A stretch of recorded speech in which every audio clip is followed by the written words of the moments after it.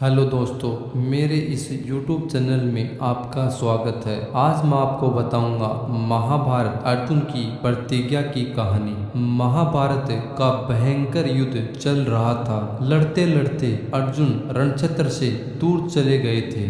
अर्जुन की अनुपस्थिति में पांडवों को पराजित करने के लिए द्रोणाचार्य ने चक्रव्यूह की रचना की। अर्जुन पुत्र अभिमन्यु चक्रव्यूह भेदने के लिए उसमें घुस गए। उसने कुशलतापूर्वक चक्रव्यूह के 6 चरण भेद लिए, लेकिन 7वें चरण में उसे दुर्योधन, जयद्रथ आदि 7 महारथियों ने घेर लिया और उस पर टूट पड़े। जयद्रथ ने पीछे से निहत्थे अभिमन्यु पर जोरदार प्रहार किया। वह वार इतना तीव्र था कि वह अभिमन्यु से सहन नहीं हो पाया और वह वीरगति को प्राप्त हो गए।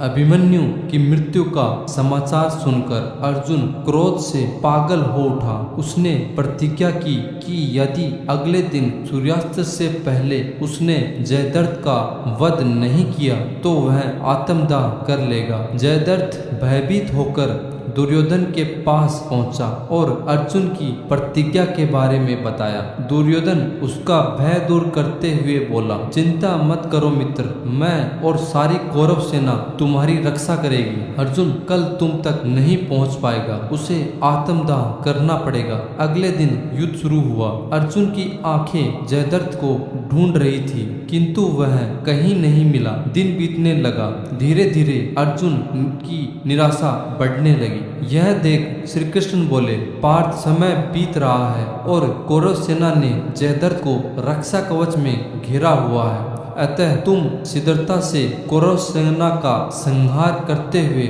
अपने लक्ष्य की ओर बढ़ो। यह सुनकर अर्जुन का उत्साह बढ़ा। वह जोश से लड़ने लगा, लेकिन जयद्रथ तक पहुंचना मुश्किल ही नहीं नामुमकिन था। संध्या होने वाली थी। तब श्री कृष्ण ने अपनी माया फैला दी। इसके फलस्वरूप सूर्य बादलों में छिप गया और संध्या का भ्रम उत्पन्न हो गया। संध्या हो गई है और अब अर्जुन की प्रतिज्ञावश आत्मदाह करना होगा। यह सोचकर जयद्रथ और दुर्योधन खुशी से उछल पड़े। अर्जुन को आत्मदाह करते देखने के लिए जयद्रथ कौरव सेना के आगे आकर खड़ा हो गया। जयद्रथ को देखकर कृष्ण बोले, पार्थ, तुम्हारा शत्रु तुम्हारे सामने खड़ा है। उठाओ अपना गांडीव और वध कर दो इसका। वह देखो, अभी सूर्यास्त नहीं हुआ है। यह कहकर उन्होंने अपनी माया समेट ली।